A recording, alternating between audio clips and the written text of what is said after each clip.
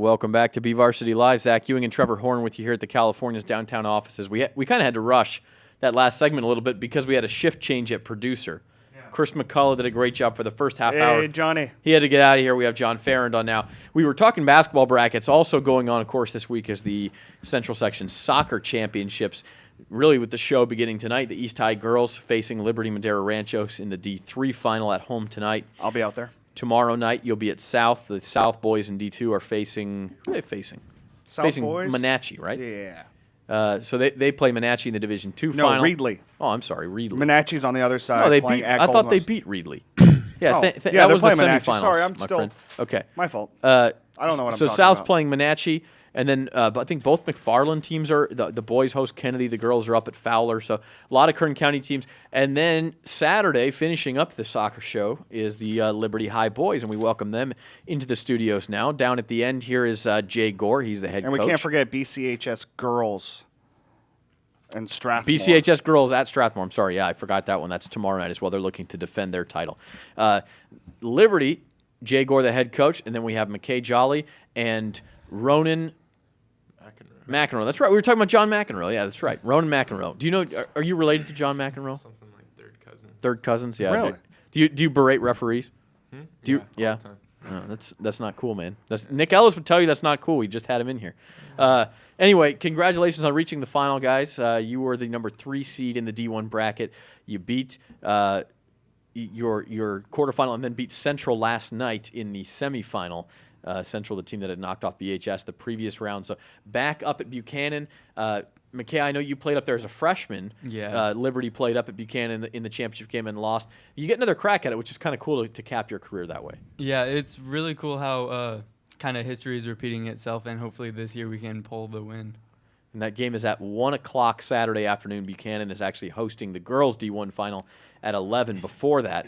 So it's going to be a little tricky because you could have a situation, Jay, where you have overtime penalty kicks in the girls' game or something. Have you thought about that as far as how you'll logistically manage that and keep the team ready?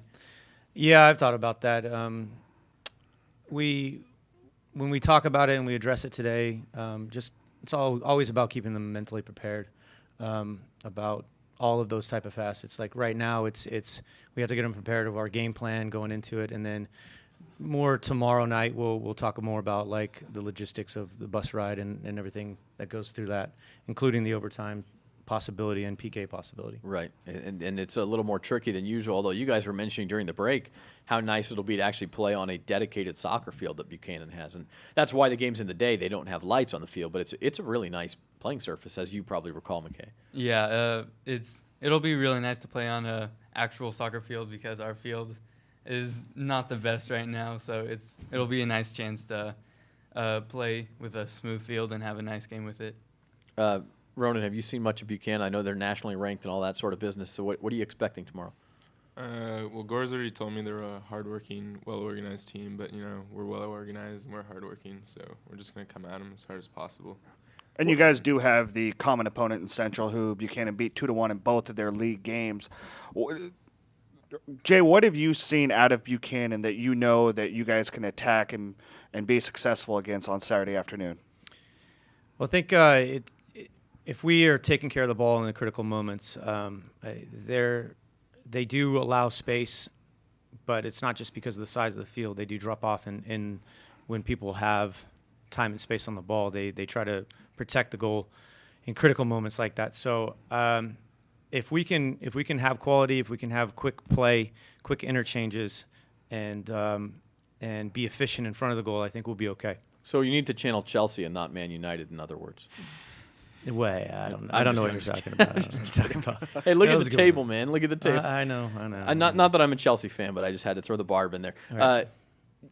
Coach, if you don't mind, tell us a little bit about these guys, who they are on the field, off the field. Introduce them to our viewers.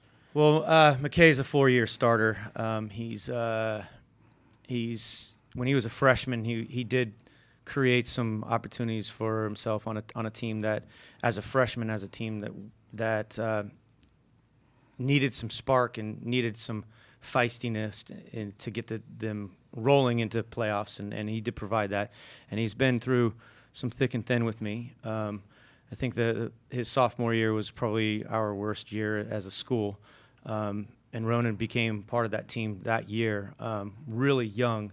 And they both developed into, in my mind, one of the top players that have come out of Liberty. And Ronan's our big, strong ball winner.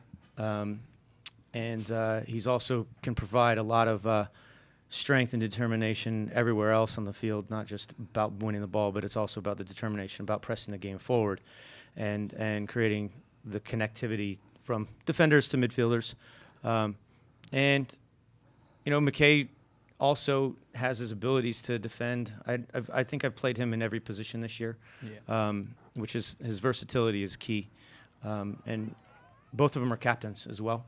And they're really the main reason why we're gone this far. Whose hair do you like better? At this point, I'd have to go with Makay's. It's really Is that a common look for you, or is that like a playoff thing, Makay? It's a playoff thing. The whole team, we decided to get haircuts because of how close we are. So I think I took mine a little too far by going this short on the side. So You're kind of going like with a 1960 Buddy Holly look here. I kind of like that, Me? Ronan. Yeah, well, I mean, I don't think my mom would be very happy if I came home with that haircut, but yeah. How did your mom react there? Okay. she's the one who actually cut it. So No kid. Well, then you got a hall pass for that one. Yeah. Yeah, that's cool. We're gonna have to do something with that, I think, after the. But if you win and you go to regionals, you almost have to keep it, right? I mean, Yeah. I'll have to keep it. It'll be the good luck charm, I guess. yeah, that's interesting. That's an interesting look. Very smooth on the sides, I can see though. Guys, tell me how exciting it is to be in this position. I mean, nobody else is left playing in D1 except for you guys in this nationally ranked team. I mean, how does that make you feel, Ronan? Dude, I've been dreaming about this since my freshman year when they went to Valley. I just have always wanted to be in this Valley final and win a ring. We've never won one, I think, right, for Liberty? no, never. And so we're just going to go out there and give it all of our effort. Hopefully bring home a ring, not just for Liberty, but for Bakersfield, you know? We haven't had a D1 champ in a while. Yeah, it's been, I think, 5 years since Stockdale won it, and it was sort of a I know there were some complaints from up north about seeding and how all the Bakersfield teams got in one half of the bracket and all the Clovis teams got in the other half and blah, blah, blah. But long and the short of it is there were teams in front of you had to beat, and you did it. What's your message to the team, Jay? You've been close before. What is it about seizing this opportunity that you feel good about? Well, I think it really is.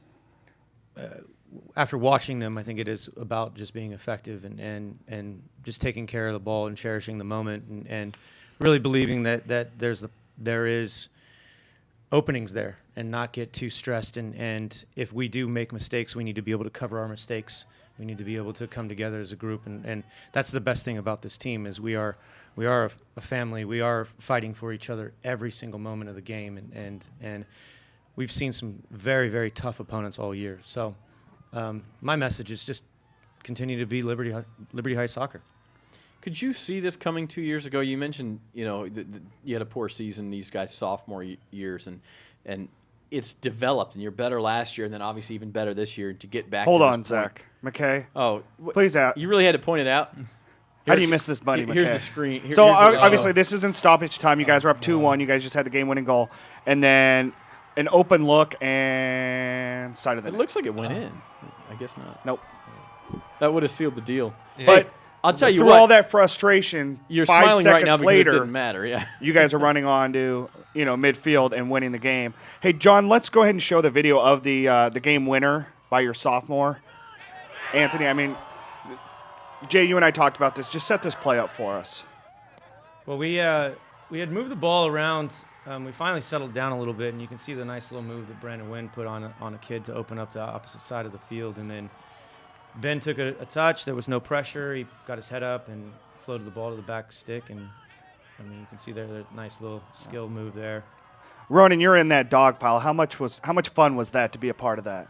It was great knowing that that goal could potentially put us in the Valley final, and it did. And I don't know, you could just feel the energy in the stands, how excited everyone are. I saw people in the stands that don't come out to the games, and they were going crazy. It was just awesome. Loved it. I do like the celebration, Ronan. That was nice. That was a celebration score. That was quality. That was good stuff. But my question, I mean, that was 2 years ago. We're talking polar opposite to that. You guys are losing almost every time. How did you grow into this for anybody? I think, to be honest, maybe we have some good underclassmen. We do. You know, like Anthony scored 17 goals this year for us, right? Look at that. He You know, deflected the credit. That's why he's a captain. Yes, He's that's right, dynamite. that's right. And but all of us seniors, we realize this is our last year and we want to go out with a bang. And to get to the Valley Final is one thing, but to win it, that's going to be great. You know. Makay, you mentioned how close this team is. How has that developed? Has it always been that way, or has that come along? In the beginning of the season, we weren't really close. We were mainly just teammates, but as the season progressed, we grew really close, and we've started doing almost everything together.